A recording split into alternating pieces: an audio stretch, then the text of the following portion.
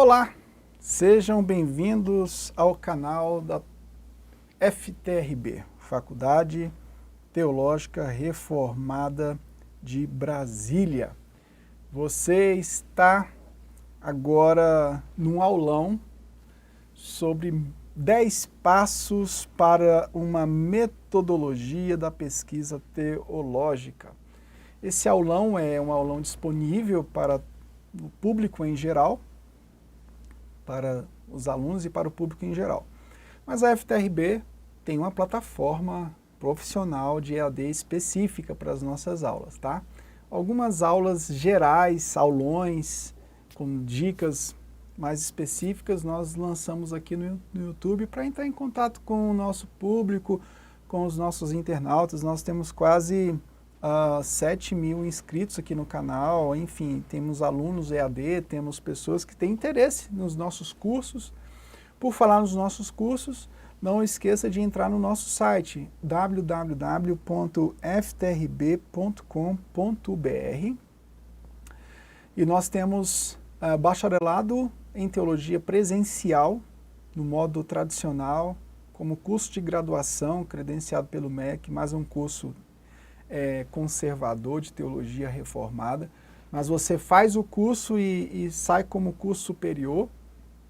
Nós temos a modalidade EAD livre, que contém as mesmas disciplinas do presencial, só que na modalidade livre. Nós já alcançamos para lá de 60 cidades no Brasil e 3 países, né, do mundo. Estamos avançando para a glória de Deus. Nós temos cursos de extensão, pós-graduação, mestrado livre. Nosso mestrado livre, o segundo módulo vai ser agora em julho, com o professor Rafael Belo. São professores maravilhosos que estão contribuindo com o mestrado livre da FTRB.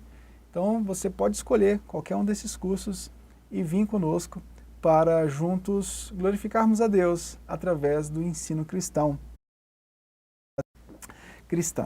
Bom, eu queria agradecer aos nossos que estão aí, o Nelson já entrou, Igreja Batista Reformada Vida Abundante, enfim, deixa a sua dúvida aí, ok? Ao final vou esclarecer algumas dúvidas. 10 passos para uma metodologia da pesquisa teológica. Vamos lá. 10 passos para uma metodologia da pesquisa teológica. Primeiro passo é o que é necessário para fazer uma pesquisa teológica. O que é necessário para fazer uma pesquisa teológica? Bom, o Antônio Carlos Gil ele vai nos falar algumas questões necessárias para uma pesquisa e eu estou dando teológica e alguns termos a mais. Primeiro, qualidades pessoais do pesquisador, questões intelectuais e sociais. A pesquisa acadêmica e teológica ela não tem de criar acepções ou criar elitismos, mas existem qualidades pessoais do pesquisador que contam muito na hora da pesquisa, no momento da pesquisa. O ambiente sociocultural vai influenciar muito na pesquisa que ele faz. E quando eu digo ambiente sociocultural, eu não estou querendo dizer que o pesquisador ele tem que vir de uma vida rica, de uma família abonada para ser um acadêmico, não. Porque existem pessoas simples, humildes, de recursos, que possuem um alto grau de formação cultural, porque são pais que investem em filhos, pais que, embora não tenham toda acadêmica, mas estimularam a leitura e foram homens que tiveram boa vida. Então, quando eu digo em qualidades pessoais, intelectuais e sociais, eu não estou somente a distintivos econômicos, classe social. E também tem pessoas que têm até condições financeiras e são falidas. Tá? Então, não se engane. Segundo lugar, um conhecimento do assunto a ser pesquisado. Olha aí. O conhecimento, primeiro, qualidades pessoais do pesquisador, segundo, conhecimento do assunto a ser pesquisado. Né? Claro que você está começando uma pesquisa, por exemplo, no seu bacharelado, como é que o professor vai te exigir que você conheça do assunto se você está começando a sua pesquisa?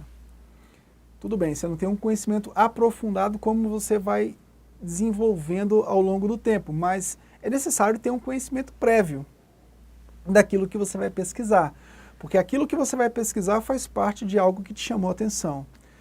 Terceiro lugar, curiosidade. O pesquisador, ele tem que ter curiosidade, ele tem que correr atrás. Você tem a ajuda dos mestres, você tem a ajuda do corpo docente, mas você precisa ser um cara arrojado, curioso, que pesquisa, que corre atrás. Em quarto lugar, criatividade. É muito importante isso, né? A criatividade é um passo muito importante porque você não vai ficar simplesmente repetindo o que os outros dizem, você vai aprimorar o processo e vai trazer contribuições para o meio acadêmico. Quinto lugar, integridade intelectual. O que é integridade intelectual? Bom, eu citei esse primeiro ponto e eu citei o autor que nos ajudou a elaborar esses pontos, que é o Antônio Carlos Gil. Então, integridade intelectual é você informar as fontes, você não querer transmitir algo que não veio de você mesmo. Claro que quando você usa uma fonte bibliográfica, você vai aprimorar, você vai trazer impressões pessoais, mas a fonte principal precisa ser citada, tá ok? Em sexto lugar, uma atitude autocorretiva. O que seria essa atitude autocorretiva? Essa atitude autocorretiva é você ter a hombridade, a humildade de, no momento em que você perceber que errou ou que precisa melhorar, você não ficar com birra. Tem alunos que são orientados pelos docentes e eles acabam brigando com seus orientadores. O orientador existe para te mostrar algumas coisas que você não está enxergando. Ele não existe para pegar na sua mão e andar contigo, mas ele existe para te orientar naquilo que ele já está mais experimentado que você. Então é necessário você ter uma certa humildade. É necessário que você ceda em algum momento. É claro que em algum momento você vai ter que argumentar com o seu orientador, olha, eu acho que isso é assim, assim, assado. Mas o seu orientador, quando aparar alguma aresta, é necessário que você ceda. Tá? Humildade é importante. Sétimo lugar, uma sensibilidade social. Isso o Antônio Carlos Gil que falou, e eu acrescentaria uma relação correta entre evangelização e ação social. No caso da teologia, tá ok? É muito importante que a pesquisa teológica ela não se torne simplesmente uma pesquisa sociológica. Tem vertentes na teologia que transformam a pesquisa teológica em pesquisas sociológicas. Tudo bem, os dados sociológicos eles podem constar? Podem, mas nunca se esqueça que o nosso campo de atuação aqui é a teologia. Então nós precisamos partir da teologia para os outros campos do saber. Tudo bem, você quer fazer uma interdisciplinariedade, você quer fazer uma transversalidade, você quer usar e navegar nessas disciplinas, mas nunca se esqueça que o seu campo de investigação é a teologia, então a teologia tem que lançar luz sobre as outras disciplinas. Em oitavo lugar, uma imaginação disciplinada. A nossa mente ela é narrativa, então nós precisamos disciplinar a nossa mente, nós precisamos conectar o passo a passo da nossa vida acadêmica dentro do processo imaginativo, dentro do processo da criatividade. Em nono lugar, perseverança e paciência. Uma pesquisa ela não nasce da noite para o dia. Às vezes você cria um pré-projeto, esse projeto ele tem um título provisório, esse título provisório ele passa por modificações. E quando eu falo de perseverança e paciência, eu creio que a perseverança é no sentido de que você precisa aprofundar na sua pesquisa. Se você está no bacharelado e está pesquisando sobre aconselhamento bíblico redentivo, é interessante que você continue fazendo essa pesquisa nos próximos passos acadêmicos, na pós-graduação, no mestrado, no doutorado. E se você for fazer um mestrado, um doutorado em outra área, é importante que você conecte. Faça uma conexão. Por exemplo, no meu bacharelado, mestrado, meu doutorado, eu pesquisei sobre pregação. Né? Pregação. No bacharelado, pregação e no contexto de João Calvino e a pós-modernidade. No mestrado, pregação e mídia. No doutorado, falei sobre exposição bíblica teodramática. No pós-doc, eu entrei na área do direito, mas fiz um link. Eu estou pesquisando sobre pregação e liberdade religiosa, ou tolerância religiosa. Então é importante que mesmo que você vá para outra área, você fez um bacharelado em teologia e agora está fazendo uma pós-graduação na área da educação, faça uma conexão dos assuntos com aquilo que você começou a pesquisar. Você, como pesquisador, é claro, o Kevin Van Hooser vai dizer uma coisa muito interessante, nós não podemos ser somente os especialistas. Nós somos generalistas também. Ok, eu concordo com Kevin Van Hooser, mas nós precisamos ser especialistas. Pessoas que ficam pulando de galho em galho, elas perdem a credibilidade. Não adianta você querer ser conhecedor de todas as disciplinas, você não vai dar conta. Em 10º lugar, como pesquisador teológico, devemos pensar sempre na centralidade do Evangelho, na relação do Evangelho com a igreja e a relação da igreja com a arena pública e a glória de Deus. Nunca se esqueça disso. Muitas vezes a gente lê artigos acadêmicos, livros, que são muito bons em outras áreas, mas são destituídos do Evangelho. Esses tempos agora eu estava lendo um livro sobre liberdade religiosa e ideologias de gênero. Um autor cristão, mas assim, o autor ele conseguiu permear muito bem no campo do direito, ele conseguiu permear muito bem no campo da sociologia, ele falou muito bem sobre todos os fatores culturais da pós-modernidade, mas ele não conseguiu fechar no Evangelho. Gente, nós como pastores, como teólogos, como pregadores, como cristãos, nós temos um motivo inicial. Nós temos uma cosmovisão, criação, queda e redenção. E isso pode e deve estar evidente na pesquisa. Por que eu falo isso? Porque não existe neutralidade acadêmica. Vários teólogos já falaram sobre isso e já provaram sobre isso. Não existe neutralidade no campo acadêmico. Então, quando você for falar de teologia, você não precisa ficar com medo de falar de teologia. Assuma quem você é teólogo, meu irmão. Você é teólogo, você é cristão. Então, no campo público, na arena pública, não tenha medo de tratar do Evangelho, das questões da igreja do Senhor, da relação do Evangelho, da igreja, da arena pública e a glória de Deus. Por quê? Porque as pessoas, quando vão ao espaço público, elas não vão neutras. O Jonathan Lima fala isso muito bem no livro dele, As Chaves do Reino. Quando as pessoas vão para a arena pública, elas não vão neutras, elas levam seus pressupostos. Tá ok? Bom, segundo lugar, como afunilar um tema teológico? Bom, a grande dificuldade das pessoas é com a generalização. Um exemplo clássico.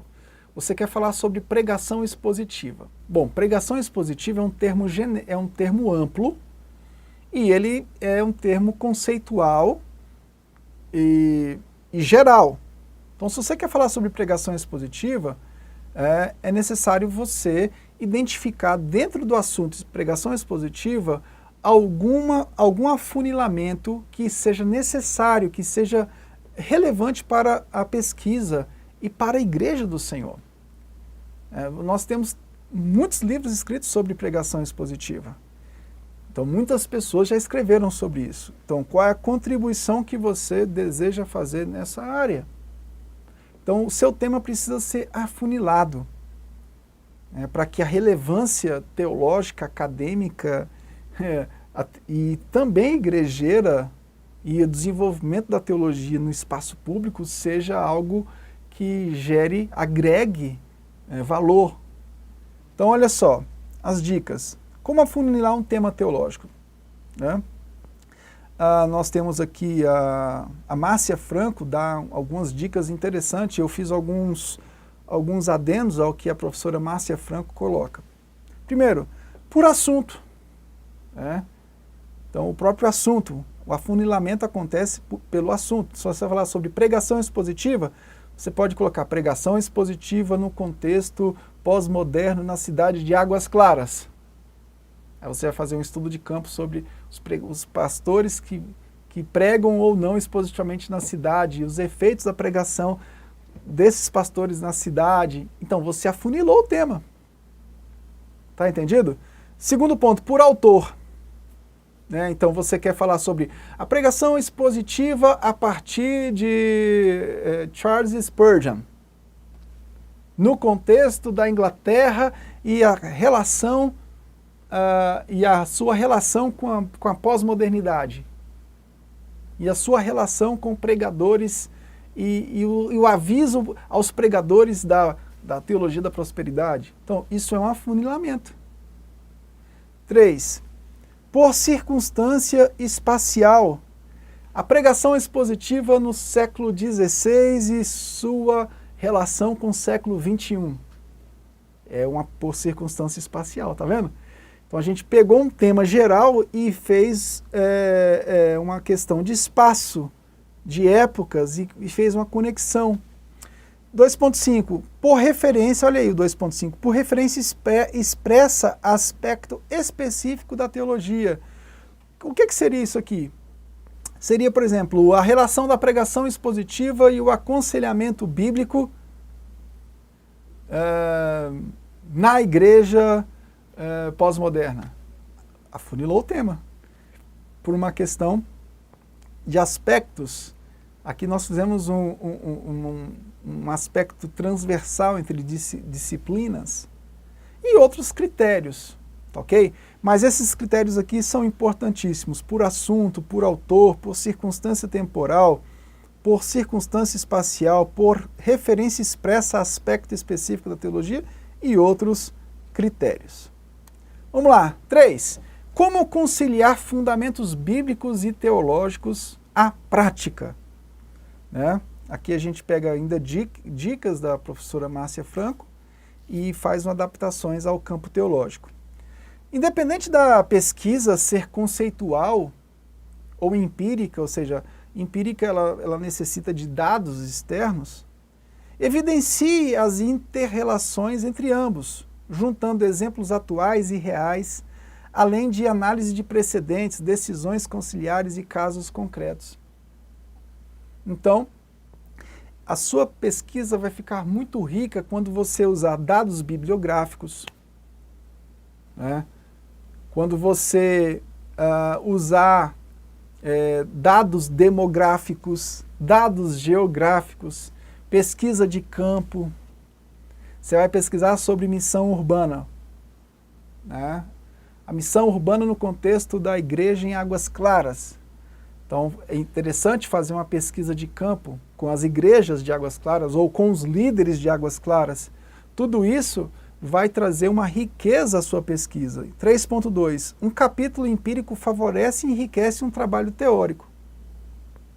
Quer dizer, dados externos aos referenciais teóricos, quer dizer, você usa os livros, você usa referenciais teóricos, mas você agrega valor aos referenciais teóricos através da pesquisa de campo, da pesquisa experimental, ou diante da prática que você viveu na sua igreja, e você faz isso provando com dados concretos, né? Olha, tantos por cento dormiam durante a pregação, né? Então são dados concretos. 3.3. No campo teológico, a teoria será enriquecida com dados de pesquisa da prática, do campo de missão urbana, ou das questões transculturais, ou outras áreas de atuação do povo de Deus. Se você está pesquisando sobre aconselhamento cristão, é importante que você tenha bons referenciais sobre aconselhamento cristão, mas é importante também que seja conectado à prática do aconselhamento cristão no dia a dia. Então você vai precisar de pegar, talvez, autorização com o seu pastor da igreja local para fazer pesquisa de campo com os pastores da região ou com os pastores da mesma igreja acerca do aconselhamento cristão. Né? Então, um exemplo, você está pesquisando sobre aconselhamento bíblico redentivo. Você quer fazer uma pesquisa bibliográfica e uma pesquisa de campo, com perguntas e respostas, coleta de perguntas e respostas. É necessário que você use a experiência prática da igreja local para você tirar dados concretos do dia a dia dos pastores e como eles aconselham as pessoas para levar para a sua pesquisa aquilo que você deseja para a sua pesquisa. Tá? Então, isso são áreas que você pode e deve abusar mais um pouco. Quarto lugar, como pesquisar a partir de bibliografias. A professora Márcia ainda aqui nos ajuda e a gente faz algumas complementações. 4.1, a Bíblia Sagrada. Bom, nós somos cristãos e a pesquisa acadêmica cabe à Bíblia Sagrada, professor Michel? Claro que sim. Repetindo, não existe neutralidade no campo acadêmico. Tá? Se quiserem brigar comigo, mas a FTRB está no MEC, sim, está no MEC, mas nós somos confessionais, nós acreditamos na Bíblia como palavra de Deus. E quando nós vamos para a arena pública e as nossas grades curriculares, os nossos professores, eles declaram nitidamente que a Bíblia é autoridade, é inerrante, é inspirada. E os alunos da FTRB eles são estimulados, sim, a acreditar na autoridade e inerrância da palavra de Deus. Então ela é a primeira fonte, sim, de pesquisa bibliográfica. 2. Material já elaborado, como livros, artigos científicos. Olha aí. 3. Nós precisamos eliminar obras genéricas e básicas. Né? 4. Obras de leitura obrigatória para a formação na área. Por exemplo, você vai pesquisar sobre pregação. Se a sua pesquisa é sobre pregação expositiva, não tem como você pesquisar sobre pregação expositiva se você não tiver na sua bibliografia alguma obra, por exemplo, do Martin Lloyd-Jones, Bryan Chapell. São teóricos da pregação expositiva.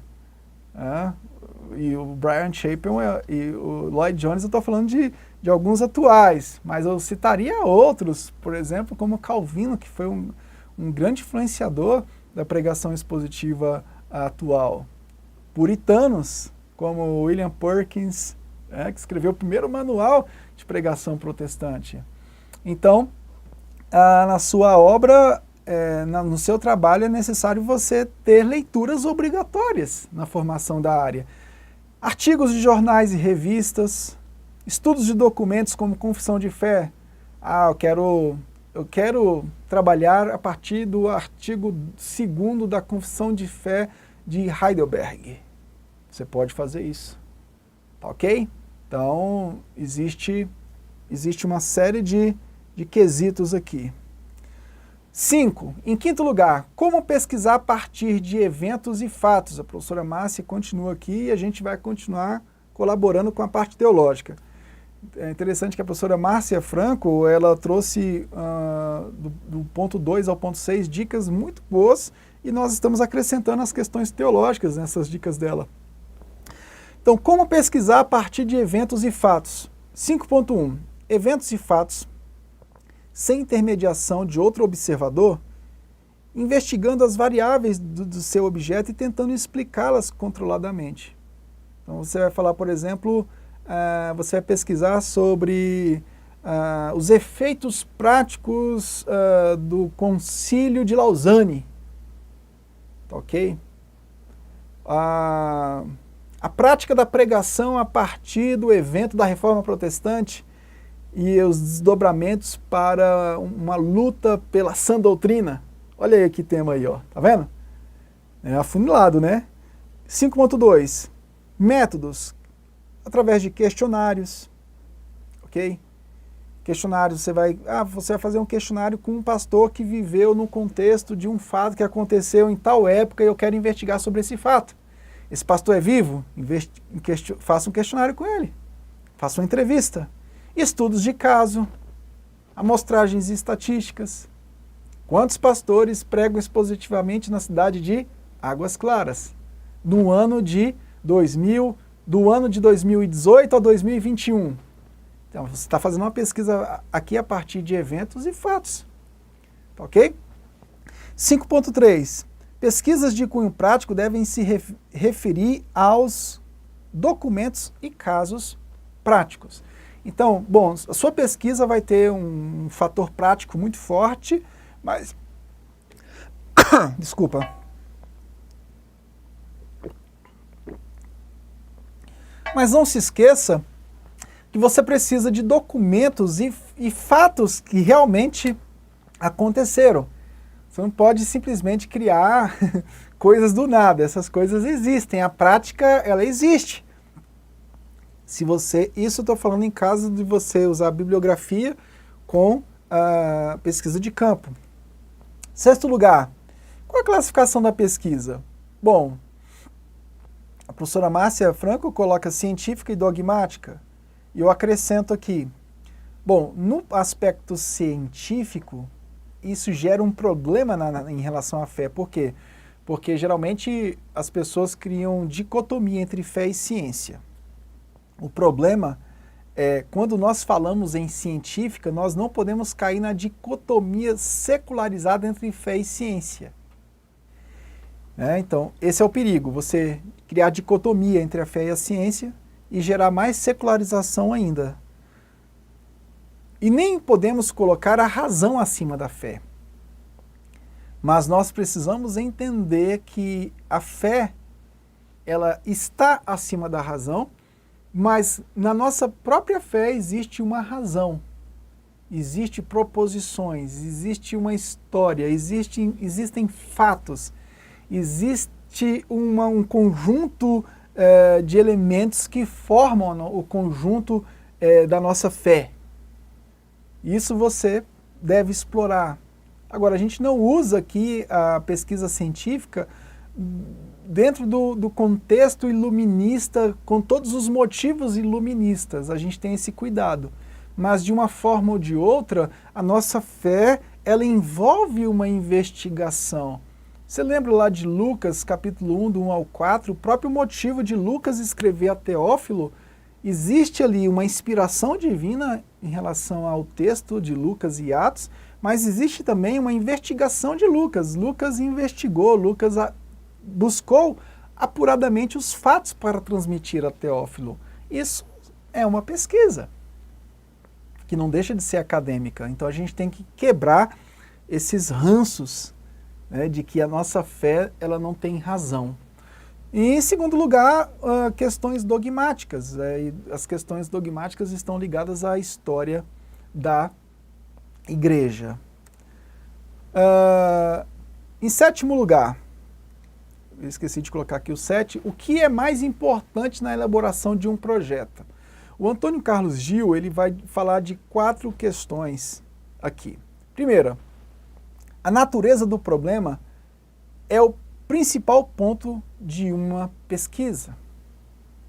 2, a pesquisa tem como objetivo verificar intenções de voto, as mais simples. 3, pesquisa que visa conhecer os fatores que determinam os níveis de participação política de uma população, mais complexa. Então, o Antônio Carlos Gil, ele dá um exemplo aqui. Por exemplo, ele cita a questão da pesquisa, a pesquisa que tem como objetivo verificar intenções de voto. Né? Ou seja, você vai votar em A ou em B? É uma pesquisa mais simples. Agora, uma pesquisa que visa conhecer os fatores que determinam os níveis de participação política é uma pesquisa mais complexa. Por quê? Porque vai trabalhar mais as questões ideológicas. Então, essa pesquisa vai querer descobrir mais as questões ideológicas. Em 4º lugar, o projeto de pesquisa só pode ser definitivamente elaborado quando se tem um problema claramente formulado. Por quê? Porque o pesquisador, eu vou mostrar para vocês aqui o esboço de um projeto, o pesquisador, ele viveu alguma situação na sua vida, no seu campo de trabalho, campo de estudo, campo de experiência prática. Ele viveu alguma coisa, ele leu alguma coisa, ele teve contato com alguma coisa e ele transformou isso num problema. A partir desse problema, a pesquisa dele vai trazer as hipóteses para solucionar aquele problema. São hipóteses porque, de fato, uma pesquisa sempre é aprimorada por outra. Sempre vem um outro pesquisador e traz aprimoramentos e trazem respostas até mais apropriadas do que a nossa.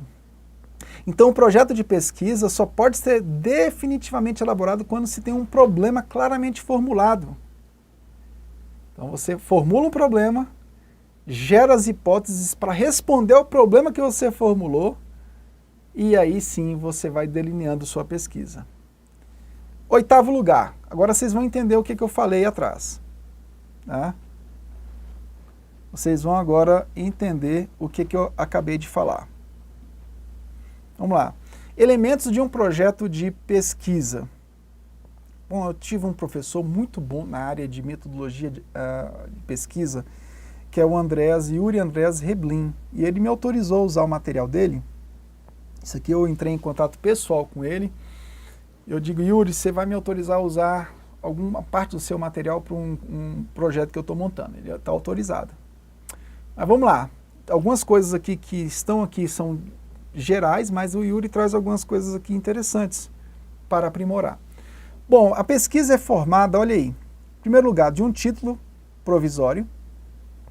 Por que ele é provisório? Por que esse título é provisório? Porque ao longo do caminho ele pode ser alternado. Tá ok? Você muda. Eu, quando comecei tanto mestrado quanto doutorado, no início eu pensava em escrever sobre alguma coisa. No meio do curso já tinha mudado, no final eu já estava reformulando. Dentro de um tema geral, dentro daquela área de pesquisa, você tem coisas que você vai mudando. Eu estou fazendo um pós-doc agora e da mesma forma. Eu fiz um pré-projeto para falar de alguma coisa. No meio do caminho, isso já foi mudando. Dentro da temática que eu quero, o título ele altera. Por quê? Porque altera a forma como você vai pesquisar, a pesquisa que você está delineando e os temas que você está pesquisando dentro da temática geral. Então o título ele é provisório. Professor, eu vou ter que mudar meu título, não tem problema. Faça um novo pré-projeto. Tem isso também, né? Mudou o título, vai ter que alterar o projeto todo. Se você não tem problema com o tempo, se você não está fazendo nada de meia-noite às 6, então não tem problema em mudar o título. Segundo, o objeto da pesquisa. Geralmente o objeto da pesquisa, olha aí, ele começa com a frase assim: esse pré-projeto tem como objetivo traçar o itinerário para o deslinde final da pesquisa assim, assado. Tá ok? 3. Os objetivos. Objetivo geral, os objetivos específicos. Esses objetivos geral e específicos, eles vão te ajudar muito, até mesmo no desenvolvimento dos capítulos do seu trabalho. 4. A formulação do problema. Bom, você traz para a sua pesquisa alguma experiência. Então aqui, dessa experiência, você vai formular um problema, para que você mesmo responda esses problemas com as suas hipóteses. Eu vou repetir, isso aqui é muito importante. Isso aqui é muito importante. Muitos alunos chegam, não entendem isso aqui gera um nó na cabeça. Então vamos lá. Você é estudante, você identificou que na cidade de Águas Claras existem pregadores que pregam muitas heresias. Isso não tem nada a ver com algum caso real, tá? O herege pode ser até eu nessa história aí, né? Brincadeiras à parte, mas você identificou, você é um estudante, ama as coisas do Senhor, e você identificou que na cidade de Águas Claras tem muitos pregadores que pregam heresia. Então essa é uma constatação.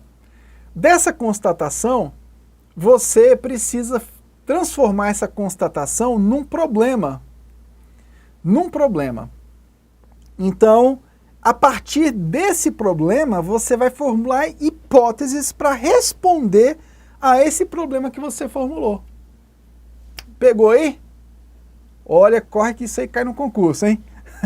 Então, formulação do problema. Você vai formular problemas para depois responder nas hipóteses.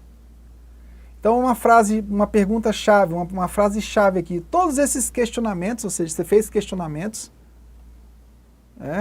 você levantou problemas, esses problemas se transformaram em questionamentos, culminam no seguinte problema de pesquisa. E você vai concluir com um problema, com uma pergunta-chave. Em que medida a exposição bíblica se torna um meio possível e necessário para a manutenção da fé do povo de Deus no ambiente contemporâneo? Tá entendendo? E as hipóteses aí, em quinto lugar? As hipóteses é a própria tentativa de responder a pergunta-chave. É a pesquisa propriamente dita. Então vocês pararam para perceber que um projeto, você mesmo formula o problema e você traz as tentativas de responder o problema. Vocês entenderam aí, gente?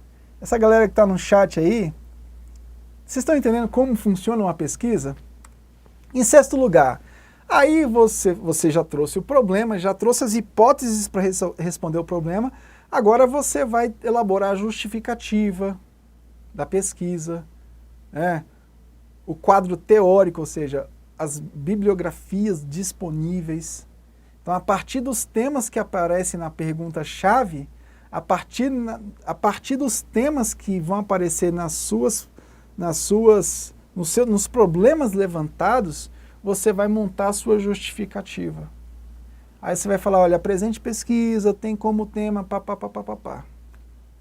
Se for pós-graduação, mestrado ou doutorado, é bom dizer o seguinte, olha aí, a continuidade da pesquisa é necessária em detrimento disso, daquilo outro.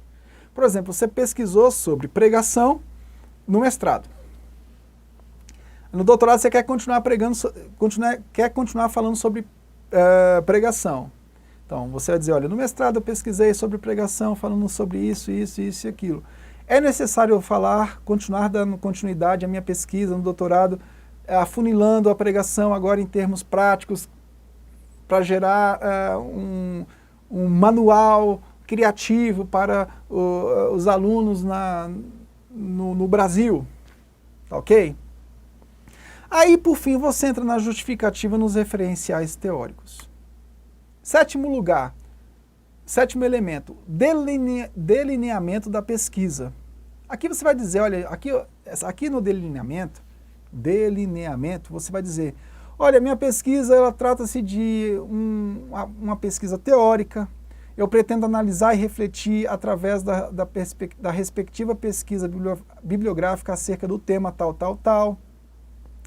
Nós dividiremos a pesquisa em duas etapas. Etapa 1 vai ser a etapa teórica, etapa 2 vai ser uma descrição metodológica. Eu vou fazer levantamento bibliográfico, eu vou fazer submissão do projeto a um conselho de ética, eu vou sistematizar o conteúdo coletado, vou comparar o conteúdo sistematizado com a pesquisa, vou elaborar os resultados num texto dissertativo. Ou às vezes a sua pesquisa é só bibliográfica, ela não vai precisar de passar por conselho de ética, e aí vai. Oitavo lugar, os recursos. Os recursos. Tá?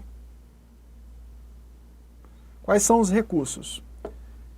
Os recursos são recursos humanos e materiais. Os recursos humanos, o que você vai fazer no processo da pesquisa? Olha, eu vou observar aulas, eu vou participar de palestras, eu vou participar de seminários, de conferências, eu vou observar, ler, escrever isso e aquilo. Materiais que você vai usar. Olha, eu vou usar computador, vou usar acesso à internet, a biblioteca da faculdade, documentários, vou ler livros. Quem vai financiar a sua pesquisa?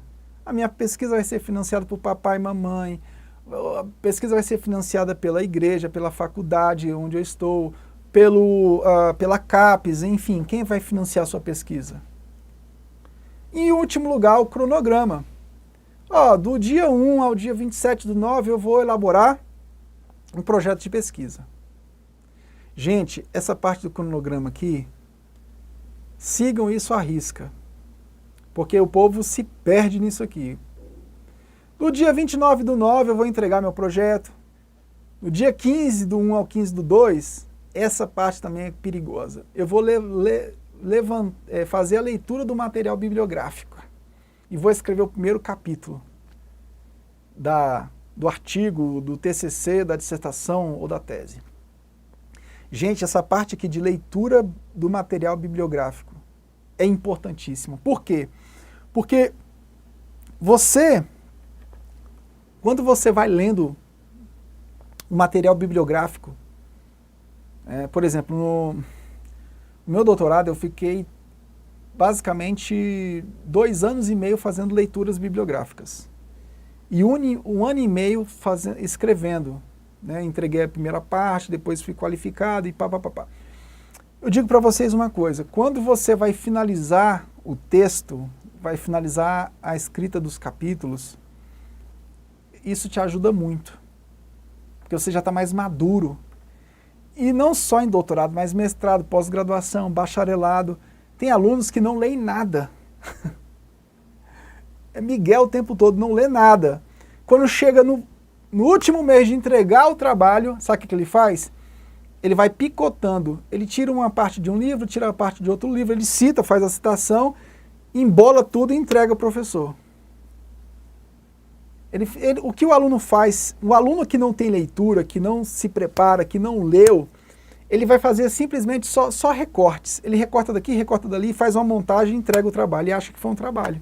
E não foi um trabalho. Foi um pacotinho com um bocado de porcaria dentro. Ah, mas teve citações fortes, sim, mas um bom trabalho ele é articulado.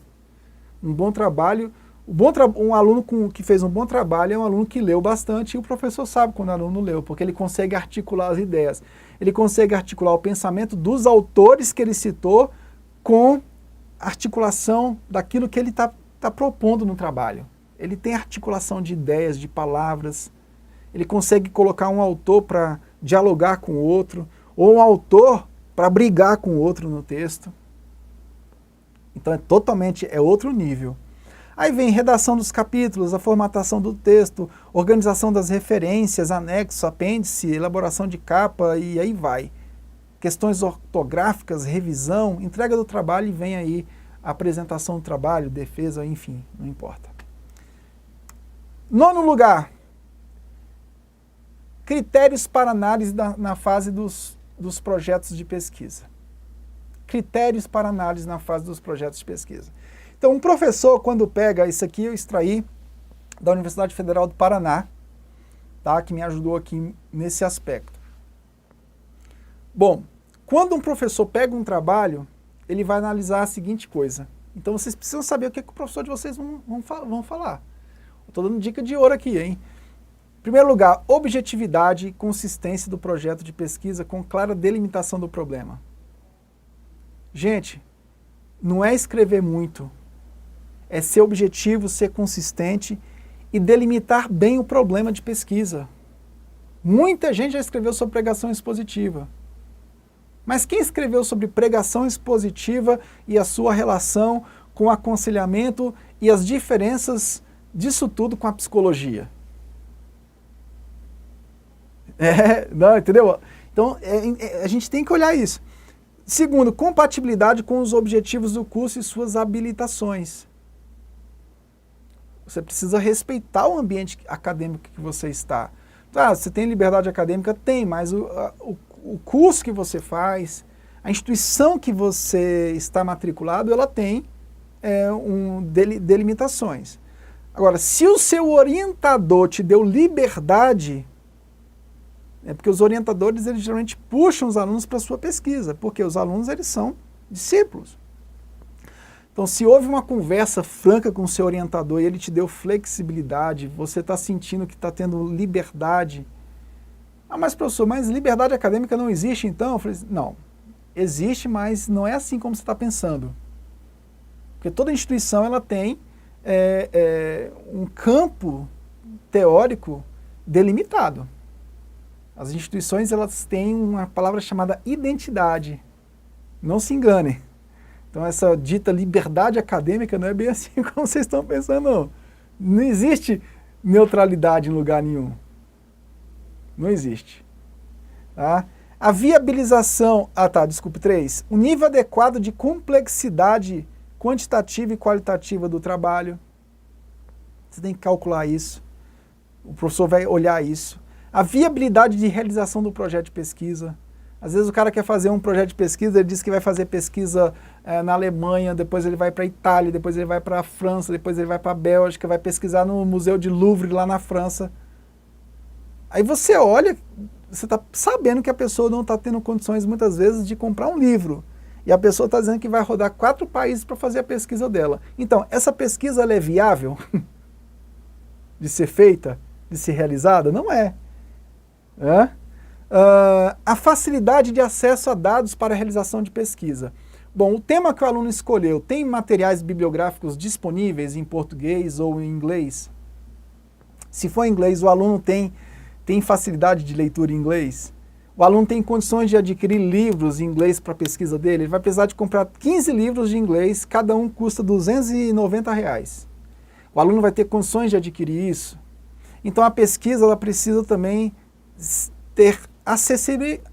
Quem vai pesquisar precisa de entender a acessibilidade que você tem que ter. 6. O valor teórico e eventualmente prático do trabalho de graduação. O seu trabalho está trazendo diferenciais na teoria, no campo acadêmico e para a prática, no seu caso a prática igrejeira? 7. A qualidade na apresentação da proposta em termos formais e de conteúdo. O professor vai olhar se você simplesmente fez um arranjo de textos ou se você realmente fez um tear, você costurou direitinho, você fez um trabalho artesanal. Entendeu? Em último lugar, a análise dos TCCs ou artigos, ou até mesmo na fase de dissertação ou teses no contexto da qualificação. O que será analisado? Antes de você entregar o seu TCC, o seu artigo, ou quando você for passar uma dissertação de mestrado ou na tese de doutorado, na fase de qualificação. Primeiro, a compatibilidade. O texto é compatível com os objetivos do curso e suas habilitações?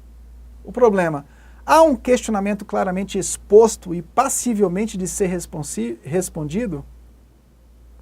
Às vezes o cara fez um questionamento, ele levantou um problema tão difícil que ele, no projeto você já identifica que ele não está conseguindo responder aquilo que ele propôs como problema. As hipóteses dele não estão sendo claras para responder o problema que ele levantou. A pertinência. As informações veiculadas são coerentes e pertinentes ao tema proposto? A profundidade. Há suficiente aprofundamento nas discussões teóricas? Então são fatores que o professor vai olhar. Olha aí, continuando aí. Referências. As referências citadas são pertinentes e suficientes para a pesquisa em questão? Ou seja, o aluno citou a quantidade de referenciais teóricos necessários para responder, para trabalhar as hipóteses diante do problema que ele formulou? A forma. O texto respeita a forma e as normas técnicas exigidas da BNT? Português e expressão. Há correção gramatical, clareza, consistência, coerência e coesão no texto? Apresentação oral. Né? Isso vai ser exigido de você que está na graduação, na apresentação do seu TCC ou artigo, ou quando você for qualificar no seu mestrado ou doutorado. Né? E na apresentação da tese ou da dissertação nos passos finais. Né? O aluno demonstra domínio do conteúdo e capacidade de argumentação? Então, na apresentação vai ser exigido isso de você. Pontualidade, o aluno protocolou os textos nas datas previstas? Gente, entenda uma coisa. O docente, ele olha todos os aspectos de um aluno. Aluno picareta, aquele cara que chega, o malandrão, que chega na metade da aula e sai antes de terminar a aula, aquele aluno que chega só para pegar presença, esse aluno ele vai ser avaliado por isso. Não é vingança de professor. Mas o aluno não é avaliado somente pelo texto final que ele entrega. O aluno é avaliado pela a forma como ele usa os prazos. Tem alunos que se embolam com os prazos realmente. Quem nunca aconteceu isso? Todos nós, eu sou um eterno aluno, às vezes a gente se enrola com prazo, mas o aluno picareta, o migué, é aquele cara que sempre vai te dar trabalho nessa área. Ele nunca é pontual. Ele não é pontual em sala de aula, não é pontual para entregar trabalhos, não é pontual para fazer provas. Ele perturba a secretaria da faculdade. Ele não é pontual em nada. E não foi pontual também nos prazos da monografia. Então, não se engane, o aluno ele é avaliado em todos esses aspectos. A previsão de conclusão, o tempo restante será suficiente para concluir a pesquisa? Ou seja, você entregou um texto preliminar, já com os capítulos para o seu orientador. Faltam 6 meses para você fazer a sua defesa oral. Esses 6 meses é suficiente? E o aluno que quer entregar 3 dias antes da apresentação oral? O que o professor faz com esse aluno? A vontade é de matar, né?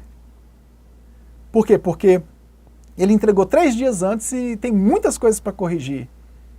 Então o professor vai fazer com que esse aluno fique acordado no mínimo 72 horas para corrigir todas as correções que serão feitas. Para ele aprender a usar o seu tempo com maestria. Gente, isso não é perseguição, isso aí não é ruindade, mas nós como alunos, eu passei por poucas e boas. Eu fui aluno vou concluir meu pós-doc, não é fácil, eu passei por tudo isso. Na época do meu mestrado, eu quero concluir com isso, com um pouco da minha história. Eu estava concluindo meu mestrado, fazendo dissertação, e passei 1 ano estudando para ganhar bolsa no doutorado, porque senão eu não ia conseguir fazer. Quase R$ 3.800 de mensalidade, fora deslocamento. Então, além de eu estar fazendo os últimos módulos, estudando, fazendo minha dissertação, eu estava estudando inglês, espanhol e as disciplinas todinhas, porque eu tinha que tirar uma nota de corte de 9.3, 9.4 para ganhar a bolsa. E eu ainda sou pai de 2 filhos, que come igual um jumento, sou esposo, sou marido, sou filho, sou neto, sou pastor de igreja local. Não estou querendo contar vantagem em cima de você. Eu estou querendo dizer para você o seguinte, que não há desculpas para quem quer aprimorar na vida acadêmica. Beleza? Espero poder ter ajudado você. Eu contei com a participação aqui de Danilo Barbosa e toda a equipe da FTRB. Esse vídeo vai ficar guardadinho no YouTube aí para todos do meio acadêmico, teológico ou não, queiram usar. Meu objetivo não foi dar a última palavra em metodologia de pesquisa acadêmica, teológica. Tem muitos outros caras muito melhores do que eu que podem fazer e podem te ajudar. Meu objetivo foi trazer alguns insights que nós estamos organizando e montando para melhor servir no reino de Deus. Fique com Deus, dê um like nesse vídeo aí por gentileza, ative o sino e receba as notificações, tá bom? Um abraço, tchau, tchau.